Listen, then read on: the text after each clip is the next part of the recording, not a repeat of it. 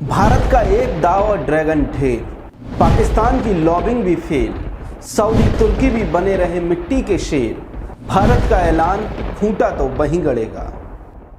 पाकिस्तान और चीन दोनों ने अपनी पूरी ताकत लगा ली। पाकिस्तान ने दुनिया के देशों से भारत के खिलाफ लॉबिंग करवा ली। चीन ने भारत को धमकी दे देकर अपना ही गला बिठा लिया। चीन ने नाम बदलने की रणनीति अपनाकर भी देख ली। सऊदी और तुर्की ने भी अपनी ताकत जितनी उनमें है वो लगा ली, लेकिन भारत अपना खूंटा लेकर बैठ गया है और अब दोबारा से ऐलान कर दिया है कि भले ही पूरी दुनिया एक तरफ हो जाए, लेकिन भारत को उससे कोई फर्क नहीं पड़ता, क्योंकि खूंटा तो वहीं गड़ेगा। 1 2 3 4 5 6 7 8 9 10 11 12 भाड़ में जाओ। नमस्कार, यह वोकल भारत और मैं हूं चमन मिश्रा।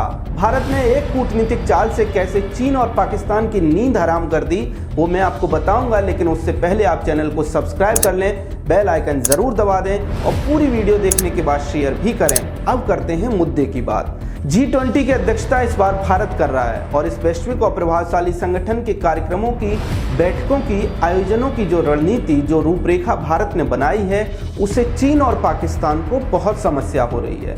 समस्या इतनी ज़्यादा गंभीर है कि दोनों देश पिछले कई महीनों से इस मुद्दे को लेकर अपना गला पकड़कर चीखने में लगे हैं। हम ऐसा नहीं होने देंगे, भारत ये नहीं कर सकता। भारत G20 की अध्यक्षता का अनुचित लाभ ले रहा है, भारत अंतर्राष्ट्रीय नियमों का पालन नहीं कर रहा है, ब्ला ब्ला ब्ला। और अभी तो रुको, क्लाइमैक्स अभी बाकी है। पाकिस्तान को वैश्विक बिरादरी गंभीरता से नहीं लेती। ऐसे में पाकिस्तान अपने अन्नदाताओं या फिर आकाओं के पास पहुंच गया लॉबिंग करने। पहले चीन के पास गया अपनी सिफारिश लेकर, अपनी लॉबिंग करने कि भारत को ये करने से रोका जाए, लेकिन वहां पहुंचकर पाकिस्तान ने देखा कि चीन तो खुद ही अपनी बात खुलकर नहीं कह पा रहा, तो पाकिस्तान वहां से भागकर सीधे सऊदी अरब पहुंचा, फिर तुर्की पहुंचा और इन देशों के आगे हाथ जोड़कर बोला कि भारत को ये करने से रोक दो प्लीज। लेकिन कुछ हुआ नहीं, क्योंकि कुछ होना ही नहीं था। तो साला ये दुख का खत्म नहीं होता बे। अब आप सोच रहे होंगे कि ये दोनों देश किस बात के लिए इतना तड़प रहे हैं, बिलबिला रहे हैं, परेशान हो रहे हैं। भारत आखिरकार ऐसा क्या कर रहा है, तो मैं आपको बताता हूँ। दरअसल G20 के कार्यक्रम भारत इस बार पूरे देश में करवा रहा है, सभी 28 राज्यों और 8 केंद्र शासित प्रदेशों में। अब कश्मीर में एक केंद्र शासित प्रदेश है, तो वहाँ भी एक कार्यक्रम होना है और भारत ने 1 साल पहले ये ऐलान कर दिया था कि एक मीटिंग श्रीनगर में होगी। अब भारत ने G20 का कैलेंडर अपडेट करते हुए बताया है कि वर्किंग ग्रुप ऑफ टूरिज्म की मीटिंग 22 से 24 मई के बीच श्रीनगर में होगी। इस ऐलान के बाद पाकिस्तान और चीन दोबारा से बिलबिलाने लगे कि श्रीनगर में भारत मीटिंग कैसे कर सकता है। अब आप बताइए, ये हंसने वाली बात है या नहीं? श्रीनगर में भारत मीटिंग क्यों नहीं कर सकता? श्रीनगर किसका है? भारत का ही है ना। मैंने अभी रिकॉर्डिंग से पहले ही चेक किया था, तब भी भारत का ही दिखा रहा था। तो भारत अपने राज्य या फिर अपने केंद्र शासित प्रदेश में भी मीटिंग नहीं कर सकता। फिर सवाल ये उठता है कि इन दोनों देशों को श्रीनगर की बैठक से आखिरकार दिक्कत हो क्यों रही है?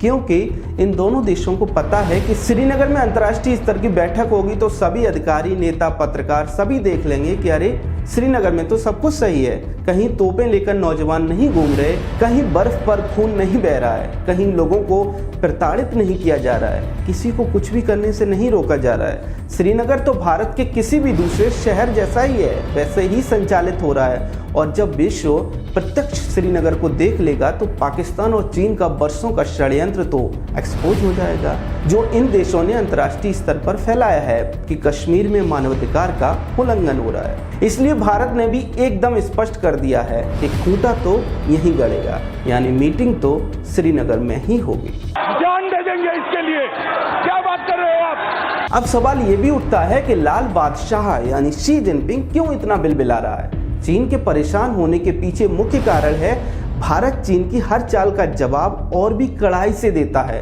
अभी कुछ दिन पहले ही भारत ने अरुणाचल प्रदेश में G20 की बैठक की। अरुणाचल प्रदेश की मीटिंग में चीन भी शामिल नहीं हुआ। इसके पीछे भी चीन का वही पुराना राग है कि अरुणाचल प्रदेश तो चीन का है, लेकिन भारत ने एक ना सुनी और अरुणाचल प्रदेश में मीटिंग का आयोजन करवा दिया। करीब 50 डेलीगेट्स अरुणाचल प्रदेश की मीटिंग में शामिल हुए थे और हो सकता है श्रीनगर में भी स्थिति कुछ ऐसी ही रहे। 50 के आसपास डेलीगेट्स श्रीनगर में भी हो सकते हैं। इसलिए दोनों देश चीन और पाकिस्तान भारत के विरुद्ध बयानबाजी कर रहे हैं। क्योंकि कुछ और तो नहीं कर सकते। जोर जोर से बोल के लोगों को स्कीमें बता दे। दूसरी तरफ इस वर्ष एससीओ की अध्यक्षता भी भारत के पास है। एससीओ मीटिंग के लिए चीन के रक्षा और विदेश मंत्री जल्दी भारत आ सकते हैं। जुलाई में एससीओ समिट हो सकता है और अगर एससीओ समिट में चीनी राष्ट्रपति शी जिनपिंग, जिसे मैं लाल बादशाह कहता हूं, वो भारत आता है तो अप्रैल 2020 में पूर्वी लद्दाख में भारत और चीन के सैनिकों के बीच में जो मशहूर झड़प हुई थी, उसके बाद पहली बार दोनों नेता यानी पीएम मोदी और शी जिनपिंग की द्विपक्षीय बातचीत होगी। जब होगी तब हम आपके लिए उसका एनालिसिस भी लेकर आएंगे। लेकिन फिलहाल यही है कि भारत G20 की बैठक श्रीनगर में करने जा रहा है। पूरी दुनिया देखेगी कि कश्मीर कैसा है, श्रीनगर कैसा है। पाकिस्तान ना कुछ कर पाया है, ना कुछ कर पाएगा। लाल बादशाह ना कुछ कर पाया है, ना कुछ कर पाएगा।